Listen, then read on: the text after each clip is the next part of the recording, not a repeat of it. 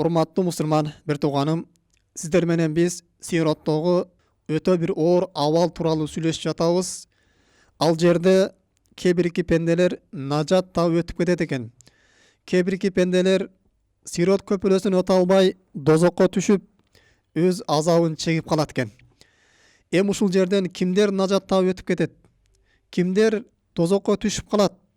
Мына ушул амалдар тууралуу сүйлөшүп атабыз. Ал жерден нажат берүүчү амалдарды сүйлөшүп өттүк. Эми экинчи тарабы бар. Ким ушундай күнөөлөрдү кыла турган болсо, ошол күнөөлөр муну сирот көпүрөсүндө дозокко тартып түшүп кетет. Дозокко түшүп ошол жасаган күнөөлөрүнүн азабын чегип, кыйналып, андан кийин бейишке өтөт. Күнөөдөн тазаланып, андан кийин бейишке кирүүгө акылуу болот. Мына ошондуктан пенде Аллахтын буйруктарын аткаруу менен биргеликте эле анын тыюу салган тыюуларына жакындабаш керек. Аллахтын буйруктары эки түрдөн турат. Биринчиси аткар деген буйрук. Мисалы үчүн намаз окуштук. Бул аткар деген буйрук. Муну аткарбай кое турган болсо пенде күнөөкөр болот. Аткара турган болсо соопко ээ болот. Экинчи дагы Аллахтын буйругу бар. Бул тарк. Кайтаруу, тыюу. Ташта деген. Буга жакындаба деген. Мисалы үчүн арак ичпе, зына кылба, чочконун этин жебе деген Аллах тааланын буйруктары бар. Ким ушул буйруктарын тыюу салган, ташта деген нерселерин таштабастан аткарып кое турган болсо, мында пенде күнөөкөр болуп калат. Качан ошодон тыйыла турган болсо, ошондо гана пенде мунун күнөөсүнөн тазаланат, арылат. Эми бир пенде намаз окуйт, Аллахтын аткар деген ишин аткарат. Буга соо болот. Андан кутулду, алхамдулилла. Бирок экинчи Аллах таала аткарба деген ишин аткарып кое турган болсо, зынага жакындаба деген болсо, кошунаңа тилиң менен зыян бербе деген болсо, дагы башка мусулман акысын арам кылган болсо, ошонун акысын жебе деген болсо, пенде ошону кылып кое турган болсо, таштабастан, зына кылып кое турган болсо, арак ичип кое турган болсо, мына ушул кылган ишине күнөөкөр болуп, ушул күнөөсү себептүү эртең сирот көпүрөсүнөн дозокко түшүп, азапка душар болуп калышы мүмкүн. Ошол күнөөсүн жуу үчүн дозокко түшүп калат. Эгерде тооба кылбаган болсо, Аллах таала ырайымын алып кечирбеген болсо, ушул күнөөсүн тазалап чыгуу үчүн дозокко түшүп калат. Эгерде намаз окуган болсо дагы, зекет берген болсо дагы, орозо кармаган болсо дагы, Аллах аткар деп буйруган буйруктарын аткарган болсо дагы, бул жакта ташта деген буйруктарын таштабай койгон себептүү, тыюуларынан тыйылбай коюп күнөөкөр болгон себептүү, мына ошол күнөөлөрүн дозоктон жууп чыгууга эртең пенде сирот көпүрөсүнөн кулап, дозоктогу азапка душар болуп калат экен. Демек, урматтуу мусулман, бир тууганым, бизге түшүнүктүү эле болду. Биринчиси демек некен, бул ибадаттар экен, биз аткара турган. Экинчиси бул Аллах тааланын тыюулары экен. Мындан тыйыла турган болсок, бул нерсеге соо болобуз жана анын күнөөсүнөн алыс болобуз. Биз мына ошол экинчи тарабын сүйлөшүп жатабыз. Аллах таала тыюу салган амалдар. Ким ушул амалдарды аткарып кое турган болсо, эртең сирот көпүрөсүнөн өтө албай азапка душар болуп калуу коркунучтары бар. Мына ошондон биз өткөнкү сабакта айтып өттүк. Бул биринчи эле некен, өзүнүн нафсы кумарларын алданып кетиштик. Экинчиси чоң күнөөлөр экен. Чоң күнөөлөрдөн кайсыл дегенде биз биринчисин айтып өттүк. Бул рия. Кылган иштерин баарын эл көрсүн үчүн кылып коюштук. Жүрөктө ихластын болбоштугу бул дагы инсандын жасаган амалдарын күйгүзүп жиберет экен. Ал амалы кабыл болбой калат экен. Мына ошол үчүн күнөөкөр болуп, эртең дозокто азапка душар болуп калат экен. Мына ошондон бүгүнкү экинчи пенде сактанууга тийиш болгон оор күнөөлөрдөн бири бул сүрөт тартуу. Имам Захаби рахимахуллаху таала өзүнүн Кабаири Зунуб деген китебинде ушул сүрөт тартууну дагы чоң күнөө деп алып келет.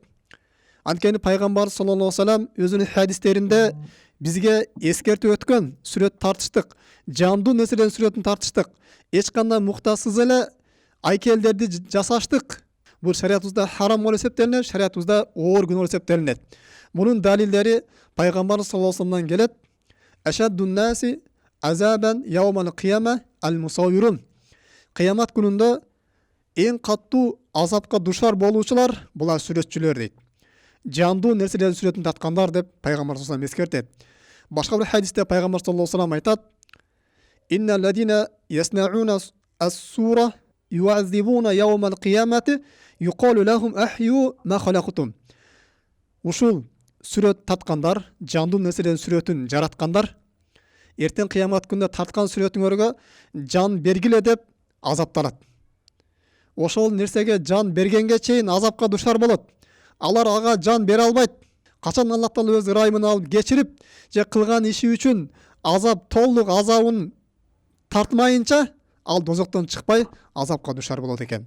Демек, урматтуу мусулман бир тууганым, бул хадистерден бизге айтып атат, бул өтө чоң күнөө экендигинен бизге баяндап берип атат.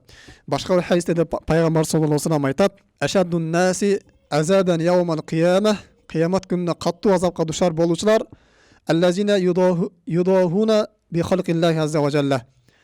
Аллах Тааланын жаратуусуна өзүн окшоткондор дейт. Аллах Таала жараткандай руху бар нерселерди алар дагы туурап, аны чийгендер, аны тарткандар, же аны айкел берип, сөлөкөт берип жасагандар. Темирден болсун, же жыгачтан болсун, же таштан болсун, неден болсо дагы айкел тургузуштук, же жандуу нерсенин сүрөтүн тартыштык. Бул эртең кыямат күнүндө эң каттуу азапка душар кылып коюучу күнөө экен. Ошондуктан сүрөт тартуудан этият болуш керек. Дагы пайгамбар саллаллаху алейхи ва саллям келет: "Куллу мусаввиру финнар", ар бир сүрөтчү кыямат күнү дозокто болот дейт. "Яжалу лаху бикулли суратин саввараха нафсун", ар бир тарткан сүрөтүнө кыямат күнүндө аны адам келбетине тургузуп, юазибу финари жаханнам, ар бир ошол адам келбетин тургузуп, ар бир ошол адамга дозокто ага кыйноо берет дейт, аны азаптайт дейт. Пайгамбар саллаллаху алейхи ва саллямдан хадис келет: кыямат күнүндө дозоктон мына ушундай узун бир моюн чыгат дейт. Лаху айнани тубсирони, анын көрө турган эки көзү болот.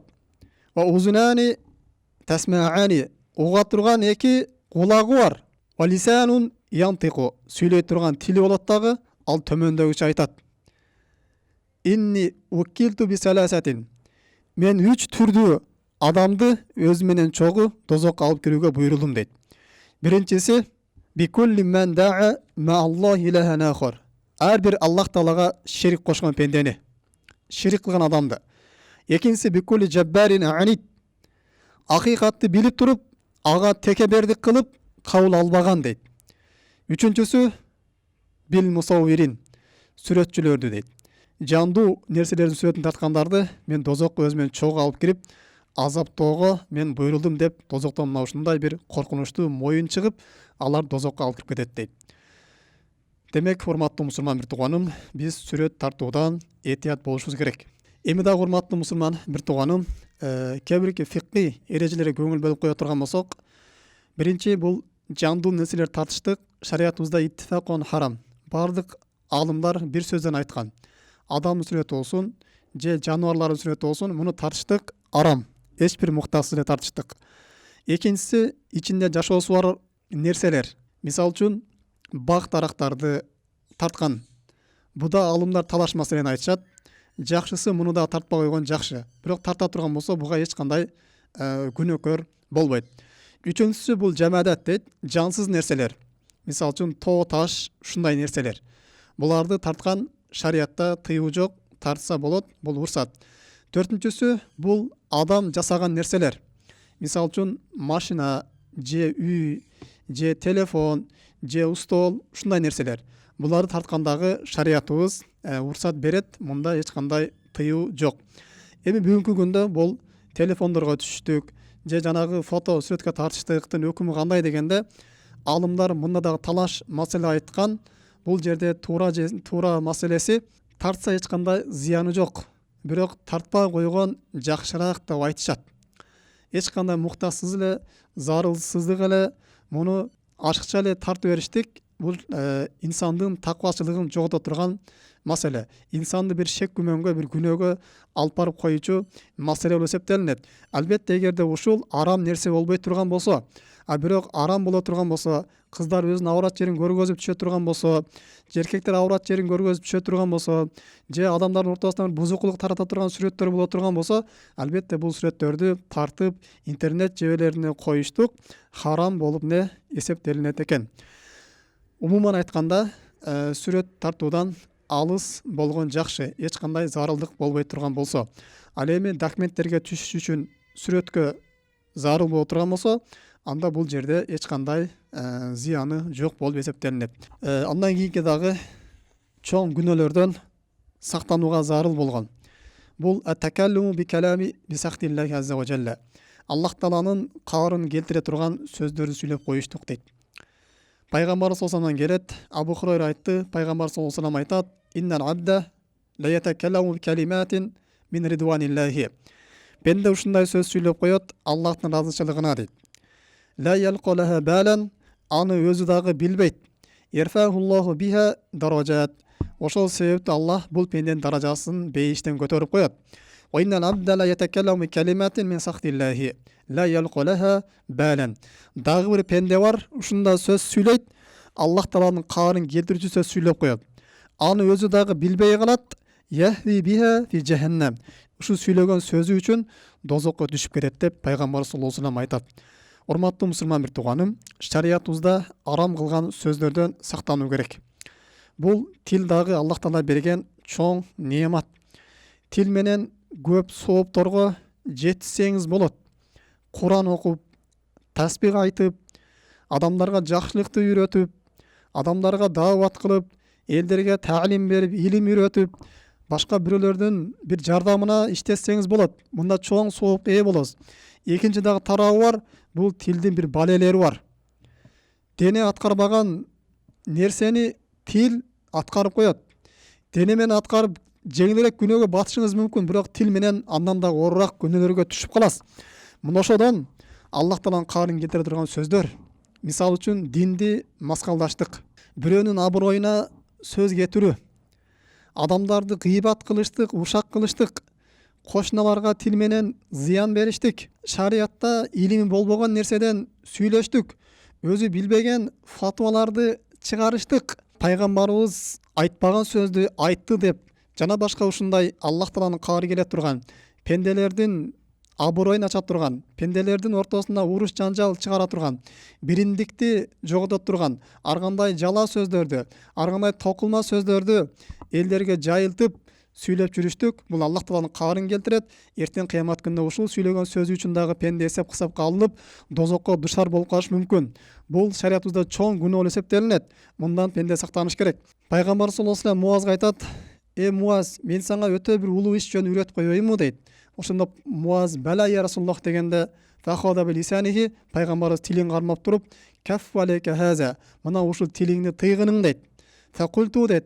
Муаз айтат: "Мен пайгамбарыбызга айттым: Я наби Аллах, пайгамбар, инна ла муахадуна биман атакалламу бихи, биз кыямат күнүндө сүйлөгөн нерсебизге да жооп беребизби?" деп айткан кезде пайгамбар мага карап туруп, "Сакулатка уммука я Муаз", энең жогорткур Муаз деп пайгамбарыбыз мага катты сүйлөп туруп, "Хал якубун насу финнари ала вужухихим ав ала манахирихим", кыямат күнүндө пенделер дозокко жүзү менен алып кирүүчү же алардын чокусу менен түшүрүүчү нерсе илла хасайд алсинатухум, алардын сүйлөгөн сөздөрүнүн натыйжасы гана болот деп пайгамбар саллаллаху алейхи вассалам мага тилди сактоого буйруду дейт.